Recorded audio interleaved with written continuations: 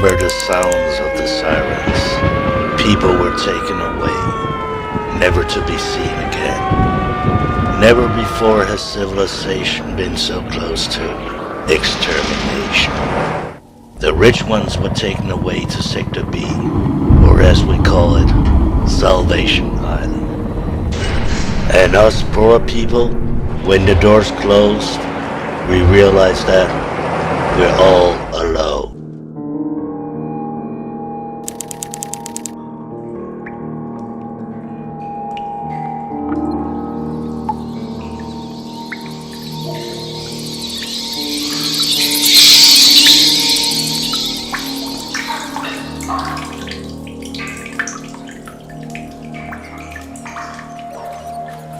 Давай тут улазим.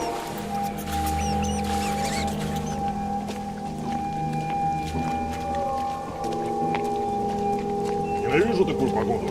Надеюсь, хоть с лутом повезет.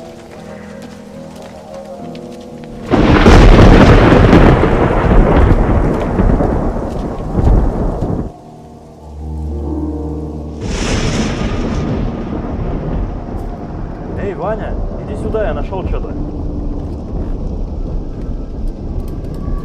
Вань, ты где, а?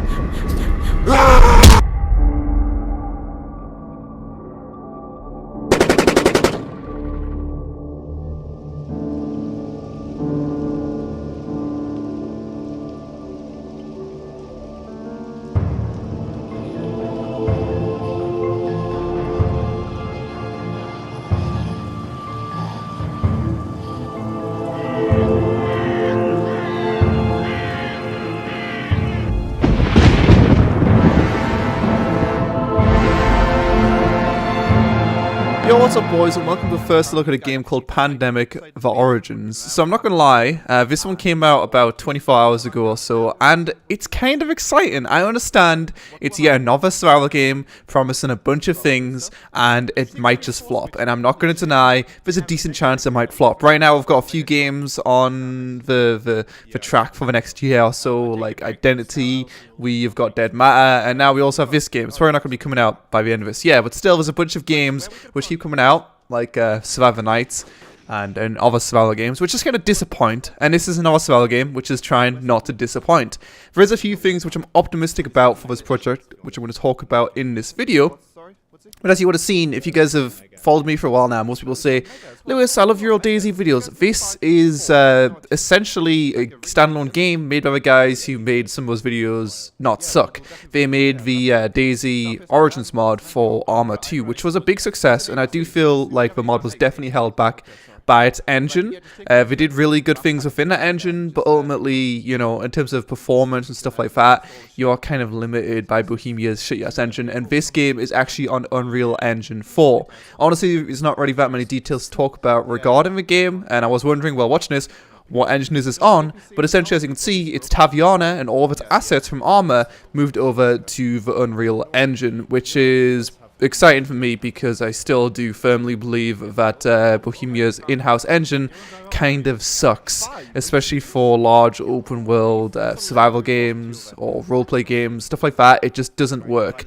For smaller like milsim operations and stuff like that, fine, but when you've got a lot of people on a server like you'd want to have on a, you know, a zombie survival game and stuff like that, it just doesn't work. And we've seen it work with things like PUBG, so because they use Unreal Engine as well. So I do believe Unreal Engine can deal with that many people a lot better, assuming the development team does have a decent amount of quality standards. They know how to do level of details on assets instead of leaving them full quality the entire time, stuff like that. Then you are able to optimize it and make it not suck. And like I said, the Origins team, well, they did good with Arma 2. They were just kind of held back by the engine, I feel like, at least.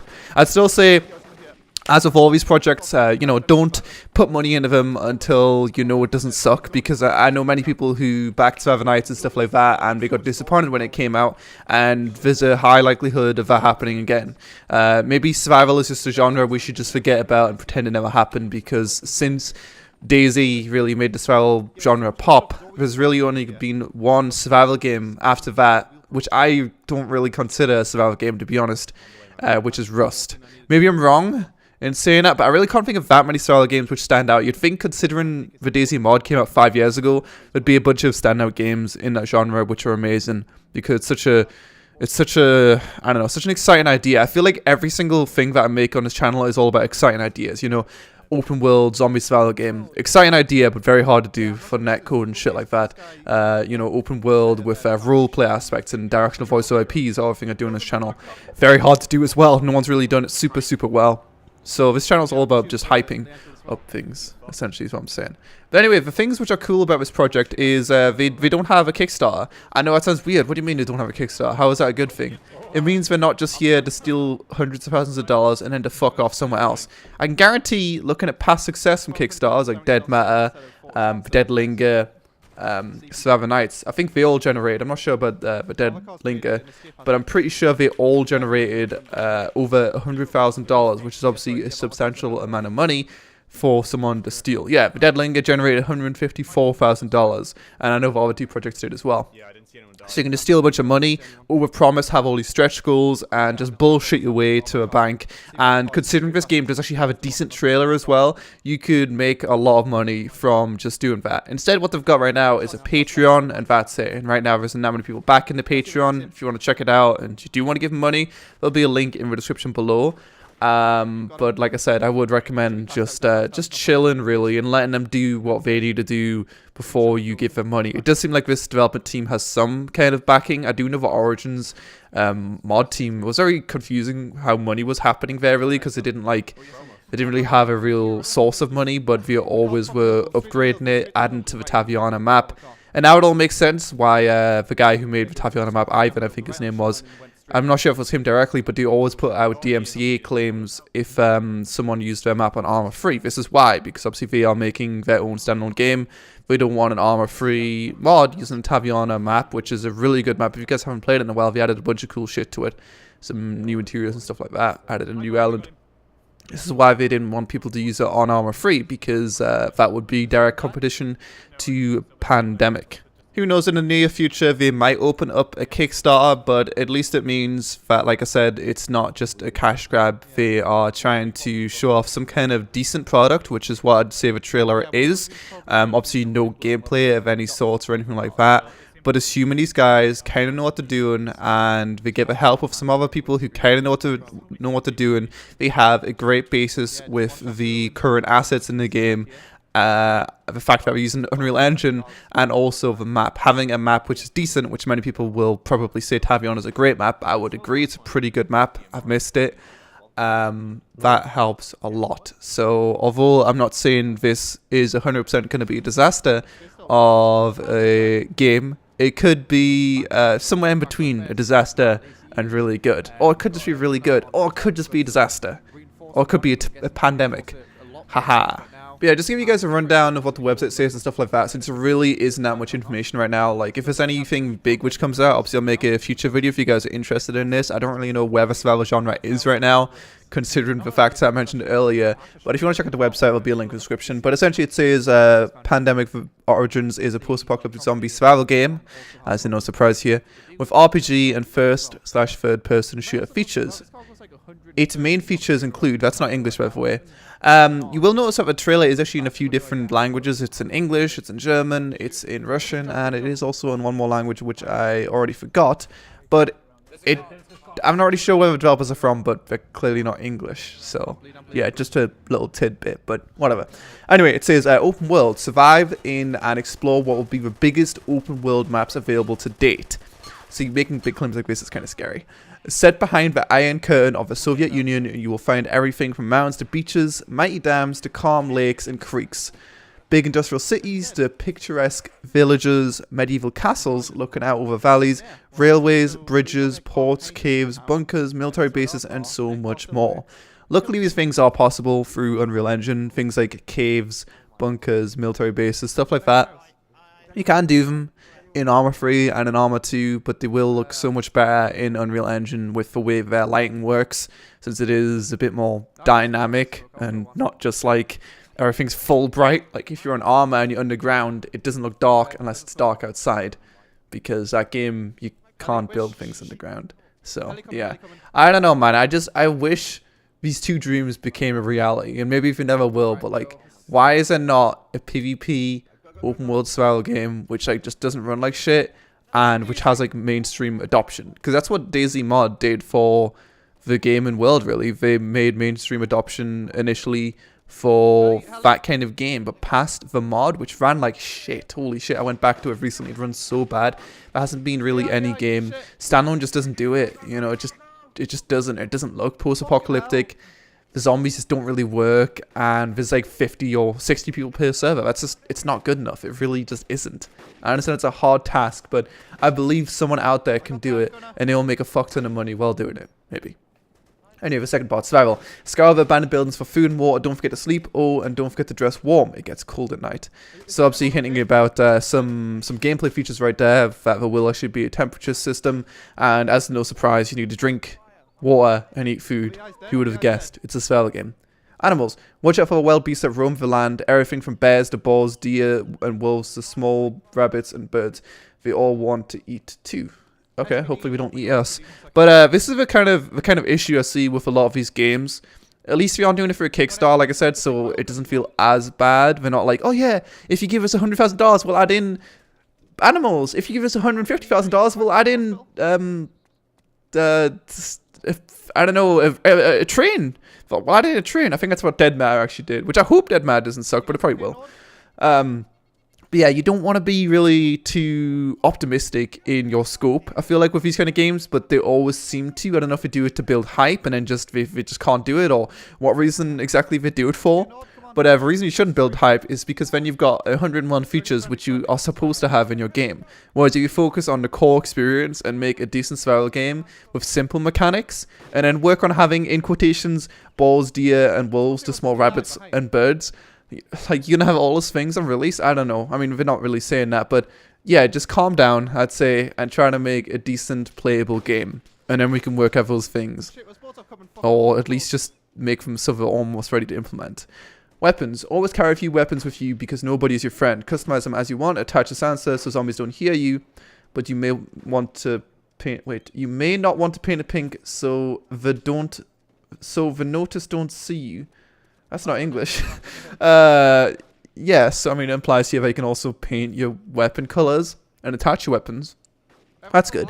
Something which I hate about DayZ Standalone as well is a lack of customization. Some weapons, or some games do it right. Like Escape from Tarkov. I guess you could consider that game survival, right? Okay, I was wrong then. Escape from Tarkov is pretty good, but will it ever be an open world survival game? I don't know. They have some massive networking issues with just 20 players per server and a bunch of AI. So how are they ever going to have an open world with, let's say, even... I don't know, 60 people. That's 3 times more networking intensity.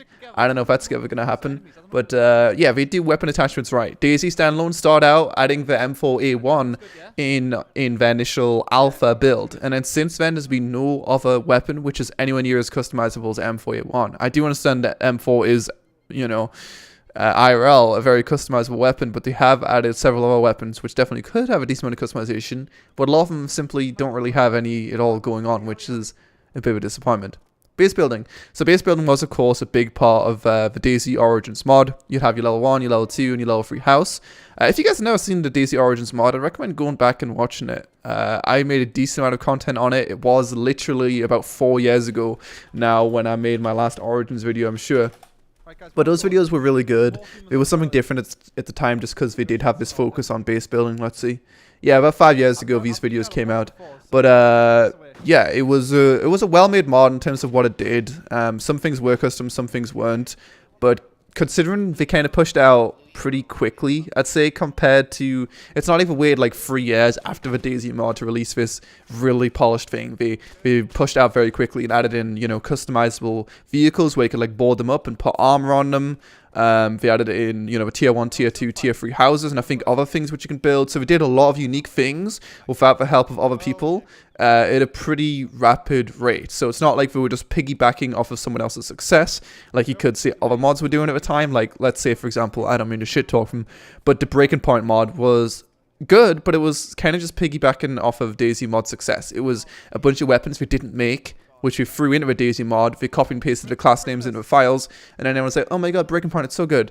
The Breaking Point for Armor 3 ended up being something unique, but yeah, that was kind of just rushed out, wasn't it? But anyway, So if we continue on with the base building part of things, it says it may be warm and sunny now, but winter is coming. Again, hinting an insane amount of features and hinting that there will be seasons in this game. Like, okay, customize it as you want, make it unique, but don't forget to make it useful too. Okay, cool. Vehicles. All kinds of vehicles have been left to rust in the streets. Why not put them to use again? Welding some iron sheet. I like this. On the window will give you some protection. Why not add a machine gun and a plow to drive through a horde of zombies, or build your own APC, or even repair a helicopter if you have the skills? Honestly, the scope of this is insane. The amount of shit we're talking about on the website, which there is literally no information on the website other than this. The media page is coming soon. Every other page is coming soon. Like, this website just went live. The forum has no information on it other than the information I'm talking to you guys about right now. News is coming soon. Home is for home. The about button is, it's a bit of a backstory about Dr. Ivan and stuff like that, since there was some kind of roleplay elements with the labs and stuff like that in Origins. But yeah, I'm not really going to read that. Who cares about a story in a zombie game? We just want to kill zombies and survive, right? But yeah, at least we do know as well, Unreal Engine does have decent voice over IP. Something which makes Arma 2 unplayable now is the voice over IP. Arma 3 voice over IP isn't quite as bad, but yeah, good voice over IP is important. And PUBG has good voice over IP, so clearly with some kind of third party, or at least there's a way to make it yourself, a voice over IP system. I'm not really sure if it's third party or not in PUBG, but I think it might be, because I think we have something on the splash screen to do something to do with voice comms. I don't know. Clothes. Running in tracksuits will definitely be more comfortable with the mountains, but in the mountains, a coat will definitely be more useful. Don't forget, backpack and a helmet will come in handy too. Why not customize your clothes? I don't know. The scope here is scaring me. It really is. Play as a team. It always helps to have someone covering your back. Better hope your friend isn't one to stab you in the back, though. Factions. Look at patches in someone's jacket carefully before you shoot them. You wouldn't want to shoot one of your own. Dynamic weather. The weathermen are never right. It's better to be safe than sorry. You won't want to fly in with storm cloud or get caught up in a snowstorm. Yeah, the scope here is insanely insane. I know they've been working on this for a while now. I think I heard like literally a few years back, something to do with the Origins team doing something. Maybe it was to do with making their own standalone game. I'm not entirely sure. So I guess this has been in work for a while now. Clearly the trailer was not made in a second. You know, I've got some unique things going on there. It runs at 60 FPS, which is nice. We've got, you know, animated humans and stuff like that. We've got the Sector B door closing, which for Sector B was one of the biggest parts of Origins. If you guys have never played it before, essentially it was like an island, like an endgame island where everyone would go to. So I don't know how exactly that'll work in this game, since they'll, you know, have more freedom of what they want to do with that, since it's not limited to Arma 2. But yeah, obviously we're showing the sewer system, we're showing some of the houses and stuff. I've got to wonder, like, how do these houses, how do Bohemia feel about these? I don't know how many of these assets are like literally just copy pasted from Arma, but some of them kind of do look like that, right? Like, maybe they're not, maybe they're redone, but some of them do look like, at least from the exterior, identical to Arma. I guess Bohemia don't really mind. We'll just deal with it. But anyway, I think that's pretty much it on Pandemic. I'm sorry for talking for so long, but I'm kind of excited for the game. And, you know, I will definitely be following it and seeing what's going on. But I'd recommend you guys go check out the trailers and stuff like that in the description below. Check out the website. Show them some attention at least. Because the thing is, if you guys don't have a Kickstarter, I doubt they're going to stop, you know, making the project halfway through or something. Due to, like, a lack of funding or something. Because they're not asking for funding. But it's always nice if you're making something to receive some feedback on the forums, and you know, just see that, hey, someone's looking at my video game. That's pretty cool. And if I stop watching, don't forget to comment, subscribe, and all good stuff. Let me know what you guys think in the comment section below of Pandemic for Origins, and I'll see you guys next time. Bye. It'll probably suck. I just got fucking one shot in the head. That's annoying. I got one kill